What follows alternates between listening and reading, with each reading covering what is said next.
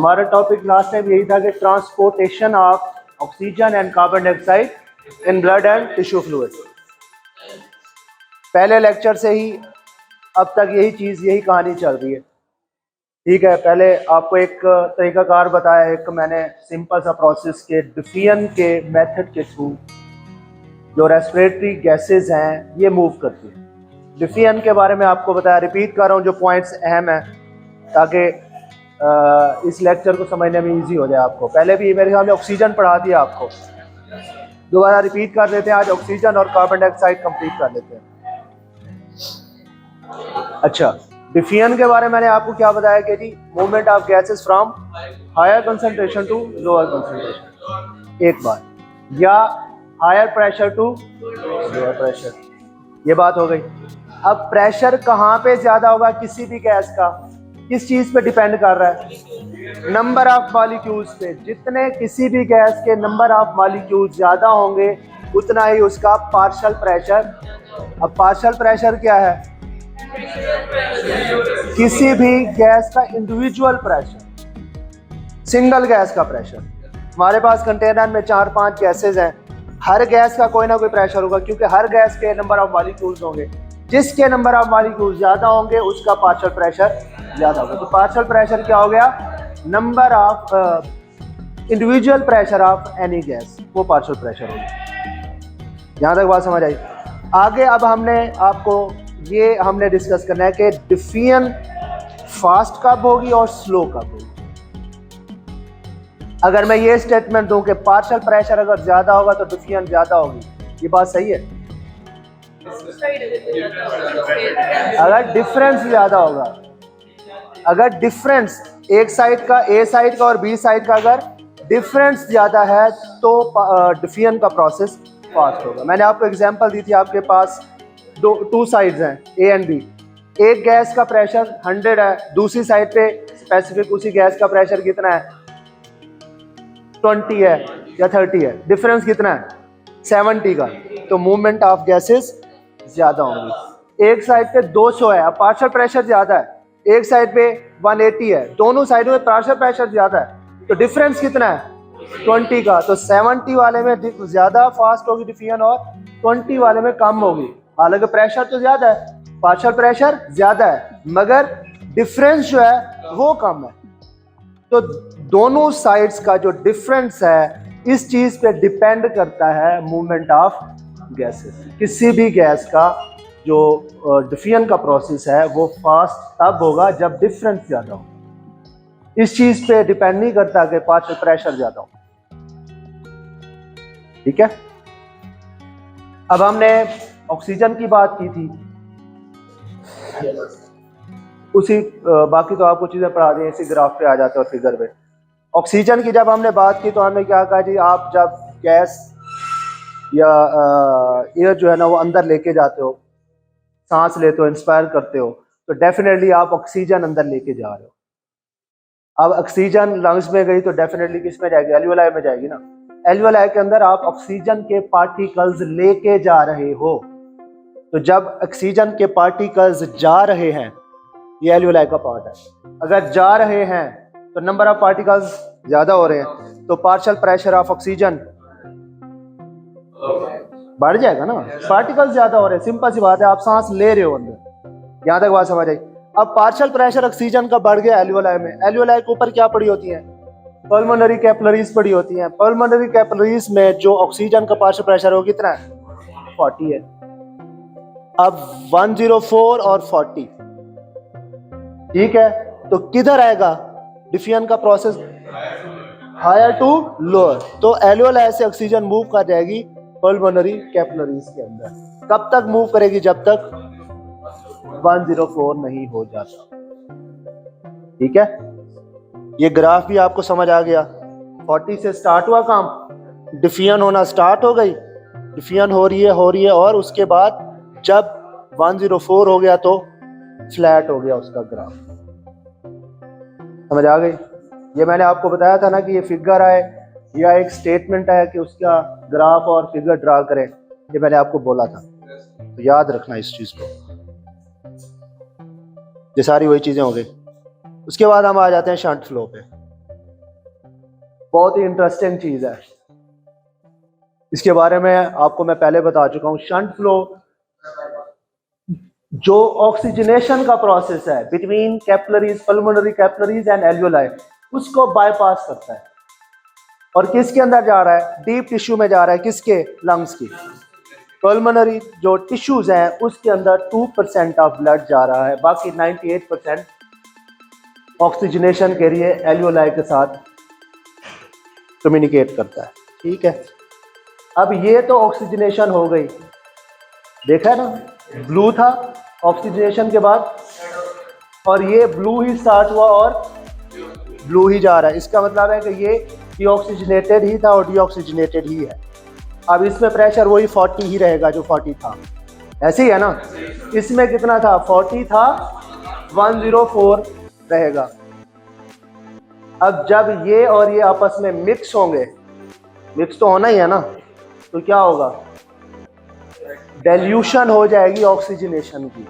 104 के अंदर आप 40 वाला मिक्स करोगे तो डेल्यूट ही हो जाएगा ना, तो ये कितने तक चला जाता है? डिक्रीज हो जाएगा। ठीक है, 95 तक चला जाता है।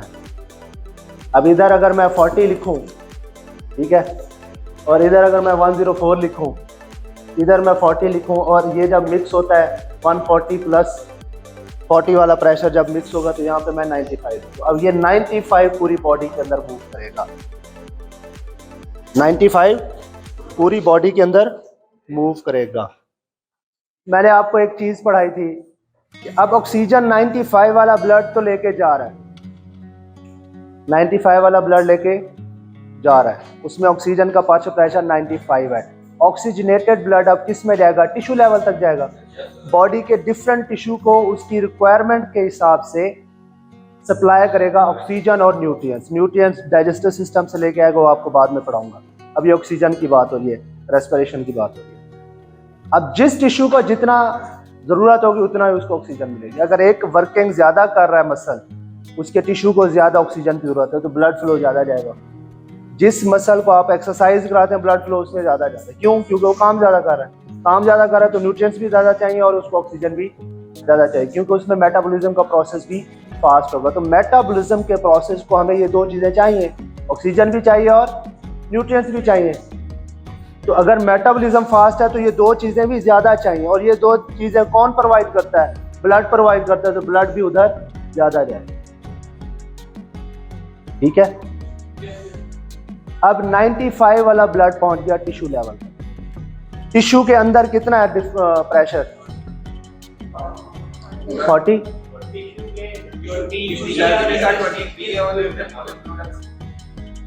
23 सेल्स में है, और अब डिफरेंस है कि नहीं है? अगर डिफरेंस है, अंदर कम है प्रेशर और बाहर, तो मूवमेंट इजीली हो जाएगी। ठीक है, और तब तक होती रहेगी जब तक बैलेंस ना हो जाए, बराबर ना हो जाए। ऐसे ही है ना, जब तक 95 40 के बराबर ना हो जाए मूवमेंट होती रहेगी। ये आपको इस फिगर में, ये वही फिगर पढ़ रहे हैं ना, 95 मूवमेंट तब तक होती रहेगी जब तक ये बाहर वाला 40 ना हो जाए। अब मुझे ये बताएं, ये 40 है, ये भी 40 होता है, ये 23 क्यों है? ये इंटरस्टिशियल फ्लूइड का है ना प्रेशर। ये सर इधर इंटरस्टिशियल फ्लूइड में तो आ गई, डिफ्यूजन हो गई। अगर ये और ये बराबर होगा तो इंटरस्टिशियल फ्लूइड से सेल के अंदर कैसे जाएगा? मेटाबॉलिज्म तो सेल के अंदर ही होनी है ना, तो सेल के अंदर कैसे जाएगा? इधर भी डिफरेंस होना चाहिए ताकि आगे भी मूवमेंट हो सके। ठीक है, बाकी शंट फ्लो वाला आपको ये ग्राफ समझ आ गया था ना। 40 से काम स्टार्ट हुआ पल्मोनरी कैपिलरीज के अंदर, उसके बाद 104 तक गया। 104 के बाद जब मिक्सिंग हुई डीऑक्सीजनेटेड ब्लड की ओर, तो वो 95 तक आ गया, और वो 95 वाला पूरी सिस्टेमिक सर्कुलेशन में जाएगा। और सिस्टेमिक सर्कुलेशन में जब जाएगा तो जो टिश्यू कैपिलरीज हैं उसके थ्रू वो टिश्यू को ऑक्सीजन देगा, तब तक देगा जब तक दोबारा 40 पे नहीं आ जाता। कार्बन डाइऑक्साइड पे आ जाओ जी। कार्बन डाइऑक्साइड, पहली तो बात यह है कि सेल के अंदर प्रोड्यूस कैसे हो रही है, कहाँ से आती है? ऑक्सीजन तो हम ले रहे हैं ना, सांस ले रहे हैं, ठीक है जी, पहुंच गई ऑक्सीजन। एल्वियोलाई के अंदर पहुंच गई, एल्वियोलाई से सेल के अंदर पहुंच गई। सेल के अंदर कार्बन डाइऑक्साइड कहाँ से आई? अच्छा ये बताएं, जो सेल या टिश्यू ज़्यादा वर्किंग फॉर्म में है, मेटाबॉलिज्म ज़्यादा कर रहा है, तो उसका बाय प्रोडक्ट कार्बन डाइऑक्साइड भी ज़्यादा होगा, ऐसे ही है ना। तो ऑक्सीजन यूज़ होगी मेटाबॉलिज्म के प्रोसेस में, उसका बाय प्रोडक्ट क्या है? कार्बन डाइऑक्साइड है। कार्बन डाइऑक्साइड का उसका बाय प्रोडक्ट कार्बन डाइऑक्साइड है। कार्बन डाइऑक्साइड के पार्टिकल्स बढ़ रहे हैं आफ्टर मेटाबॉलिज्म, तो उसका पार्शियल प्रेशर इंक्रीज होगा, बढ़ेगा। जिस जगह पे किसी चीज़ की प्रोडक्शन होती है वहाँ पे उसका प्रेशर, गैस की बात कर रहा हूँ, तो पार्शियल प्रेशर बढ़ेगा, डेफिनेटली बढ़ेगा, ठीक है। जहाँ पे उसकी कंजम्पशन होती है वहाँ पे, सेल के अंदर ऑक्सीजन की कंजम्पशन है, वो जो ही ऑक्सीजन आएगी यूज करेगा, दोबारा कम हो जाएगा। उसके अंदर कार्बन डाइऑक्साइड की प्रोडक्शन है, जो ही मेटाबॉलिज्म होगी वो प्रोड्यूस हो जाएगा, ठीक है। टोटली अपोजिट चलते हैं ऑक्सीजन और कार्बन डाइऑक्साइड। जहां पे उसकी इनकमिंग है उसकी आउटगोइंग है, जहां पे उसकी आउटगोइंग है उसकी इनकमिंग, ठीक है। तो क्या होगा? ऑक्सीजन का पार्शियल प्रेशर बढ़ेगा, जो ही पार्शियल प्रेशर बढ़ेगा तो क्या होगा? डिफ्यूज हो जाएगी carbon dioxide from the tissue to the tissue capillaries. Blood के अंदर चली गई ना, कैसे जाएगी? टिश्यू के ऊपर टिश्यू कैपिलरीज होती है, वो उसको लेके चला जाएगा किसकी तरफ? लंग्स की तरफ, ठीक है। लंग्स की तरफ जाएगा, जो ही लंग्स के एल्वियोलाई पे जाएगा तो ब्लड जो है पल्मोनरी कैपिलरीज के थ्रू एल्वियोलाई के अंदर कार्बन डाइऑक्साइड को फेंकेगा, कार्बन डाइऑक्साइड एक्सपायर हो जाएगी। आगे ग्राफ पे चलें। अच्छा एक और चीज़ यहाँ पे टोटली अपोजिट है, ये मैंने आपको बता दिया, ऑक्सीजन की डिफ्यूजन का प्रोसेस और कार्बन डाइऑक्साइड की। ये मैं डायरेक्शन की बात कर रहा हूँ, ये नहीं है कि ये अपोजिट वो डिफ्यूजन के थ्रू होता है, इसका कोई और प्रोसेस है। दोनों का प्रोसेस डिफ्यूजन ही है, डायरेक्शन की बात कर रहा हूँ। जहाँ पे उसका इनकमिंग है ऑक्सीजन की, आउटगोइंग है, जहाँ पे ऑक्सीजन की आउटगोइंग है कार्बन डाइऑक्साइड की इनगोइंग है, ठीक है। डायरेक्शन डिफरेंट है, अपोजिट है। प्रोसेस दोनों का डिफ्यूजन के थ्रू होगा, दोनों का पार्शियल प्रेशर के डिफरेंस की बेस पे ही मूवमेंट होनी है। अब यहाँ पे 20 टाइम्स जो डिफ्यूजन है, जो डिफरेंस है वो क्या है? दोनों डिफ्यूजन से होते हैं, लेकिन 20 टाइम डिफ्यूजन का प्रोसेस क्या है? फास्ट है देन ऑक्सीजन। कार्बन डाइऑक्साइड का डिफ्यूजन का प्रोसेस 20% फास्टर है। इसकी रीजन आपको कंफ्यूज करने के लिए एक चीज है, इधर अंदर सेल के अंदर कितना है? टिश्यू के अंदर 45, बाहर कितना है? 40। ऐसे ही होगा ना, कार्बन डाइऑक्साइड का लेवल 40 होगा। ऑक्सीजन के साथ आप कंफ्यूज ना करना, ऑक्सीजन का यहाँ पे 95 है, अंदर कितना है? और कार्बन डाइऑक्साइड का कितना है? 40, और अंदर कितना है? ये सेल के अंदर 46 है, इसमें अब क्योंकि सेल से कार्बन डाइऑक्साइड को बाहर निकालना है तो 1 का डिफरेंस है, सिर्फ पार्शियल प्रेशर का डिफरेंस 1 का है, और बाहर से कितना है? 5 का है, ठीक है। तो 45 से मूव कर जाएगी 40 की तरफ, और तब तक मूव करेगी जब तक 45 ना हो जाए। अब पार्शियल प्रेशर तो डिफरेंस है 5 का, जबकि ऑक्सीजन का ज्यादा था, 95 और 40 था। कितना बनता है? 55 बनता है ना, 95 और 40। तो उधर डिफ्यूजन का प्रोसेस फास्ट होना चाहिए ना, क्योंकि पार्शियल प्रेशर का डिफरेंस ज्यादा है। यहाँ इसने क्यों कहा है कि जी ये चीज 20 टाइम्स है? इस क्वेश्चन को मैं आपके लिए यहाँ पे छोड़ रहा हूँ, मैंने इस चीज पे अभी बहस नहीं करनी। ये क्वेश्चन आपके लिए मैं छोड़ रहा हूँ, और ये पेपर में अगर आपने मुझे इसको सॉल्व करके ना दिया तो पेपर में तो आ ही जाना कि डिफरेंस अगर कम है तो फिर इसकी मूवमेंट या डिफ्यूजन भी कम होनी चाहिए। वो 20 टाइम्स, कोई छोटा मोटा डिफरेंस नहीं है, 20 टाइम्स। अगर उसका एक मॉलिक्यूल डिफ्यूज होगा, इसके 20 हो जाएंगे। हालांकि पार्शियल प्रेशर का डिफरेंस कम है, तो डिफ्यूजन बेस करती है उसकी स्पीड जो है पार्शियल प्रेशर डिफरेंस पे। आगे चले, आगे। अच्छा ये देखें, ब्लड ने अब कार्बन डाइऑक्साइड को ले लिया, ब्लड ने कार्बन डाइऑक्साइड को पिक कर लिया। अब ये ब्लड, अच्छा 45 पार्शियल प्रेशर के साथ ब्लड कैरी करेगा कार्बन डाइऑक्साइड को और पहुंच जाएगा किधर, इस जंक्शन पे, एल्वियोलाई का और पल्मोनरी कैपिलरीज का, लंग्स के अंदर पहुंच गया। जब लंग्स के अंदर पहुंच जाएगा, अब जो ऊपर कैपिलरीज पड़ी हैं एल्वियोलाई के ऊपर, कौन सी कैपिलरीज है, पल्मोनरी कैपिलरीज, उसमें partial pressure of carbon dioxide कितना है 45, जबकि एल्वियोलाई में कितना है 40। तो मूवमेंट होगी कि नहीं होगी, तो तब तक होगी जब तक 40 ना हो जाए। और यहाँ से फिर आप जब एक्सपायर करते हैं तो कार्बन डाइऑक्साइड निकल जाएगी। जो ही निकलेगी तो ये 45 जो हुआ था ये दोबारा से कितना हो जाएगा, फिर 40 हो जाएगा, फिर मूवमेंट स्टार्ट हो जाएगी, फिर 40 हो जाएगा। तो अगर एक कोई कंडीशन, मैं जब आपको पैथोफिजियोलॉजिकल कंडीशन पढ़ाऊंगा आपको समझाऊंगा कि कौन कौन सी कंडीशन में ये होता है। ऐसा भी तो हो सकता है कि एल्वियोलाई से कार्बन डाइऑक्साइड ना निकल पाए जब आप एक्सपायर करते हो, ब्लॉकेज हो जाए, कोई इस तरह का इशू हो जाए, फ्लूइड की वजह से ना हो पाए। तो उस एल्वियोलाई का, वो जितने भी नंबर है एल्वियोलाई के, 1000 है, 500 है, 200 है, उसके अंदर फिर 45 अगर रह गया तो दोबारा जब डिफियन का टाइम आएगा तो इधर भी 45 होगा, उस एल्वियोलाई में भी 45 होगा, डिफियन नहीं होगी। तो आपके ब्लड के अंदर फिर कार्बन डाइऑक्साइड का लेवल बढ़ता जाएगा। तो इसके लिए ये एक्सपायर होना ज़रूरी है ताकि ये 40 ही रहे और मूवमेंट होती रहे।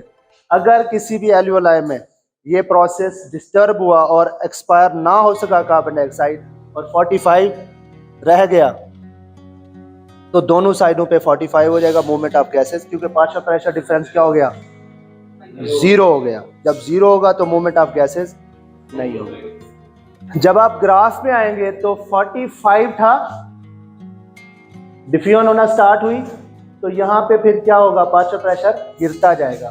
तब तक गिरेगा जब तक 40 हो। दोबारा इस चीज को सुन लें, मैं ऑक्सीजन के साथ इसको कंपेयर करके आपको दिखा देता हूँ। अब आपने सांस लिया, पिछली फिगर को दिमाग में ले आए, लिया 104 हो गया ऑक्सीजन, 104 है तो इधर क्या होगा 40 होगा, तो मूवमेंट होना शुरू हो जाएगी ऑक्सीजन की। कब तक होगी, जब तक 104 ना हो जाए। वो ब्लड जाएगा फिर टिश्यू पे, वो टिश्यू वाला ऊपर पार्ट है, टिश्यू में जाएगा तो इधर 104 होगा, अंदर क्या होगा 45 होगा, 104 कह रहा हूँ 95 होगा क्योंकि शंट फ्लो शामिल होगा ना, इधर 45 होगा तो अंदर मूवमेंट स्टार्ट होना शुरू हो जाएगी। कब तक, जब तक बाहर और अंदर बराबर ना हो जाए, तो सॉरी बाहर जब तक 45 ना हो जाए तो क्या होगा, निकल जाएगा।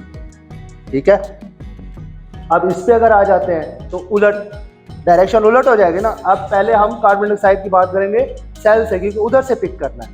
तो मेटाबॉलिज्म स्टार्ट होगी जब ऑक्सीजन चली जाएगी। मेटाबॉलिज्म का बाय प्रोडक्ट क्या है, कार्बन डाइऑक्साइड है। तो कार्बन डाइऑक्साइड का लेवल सेल के अंदर इंक्रीज होना शुरू हो जाएगा इंटरस्टिशियल फ्लूइड या टिश्यू में। तो क्या होगा 45 तक पहुंच जाएगा। जो ऊपर ब्लड पड़ा है कैपिलरीज के, जो टिश्यू कैपिलरीज है उसमें 40 है तो मूवमेंट स्टार्ट हो जाएगी।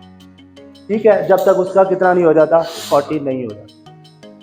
तो वही 40 वाला ब्लड कहाँ पे आ जाएगा, फिर पल्मोनरी कैपिलरीज में, लंग्स के ऊपर एल्वियोलाई को दे देगा क्योंकि उसके ऊपर 40 है।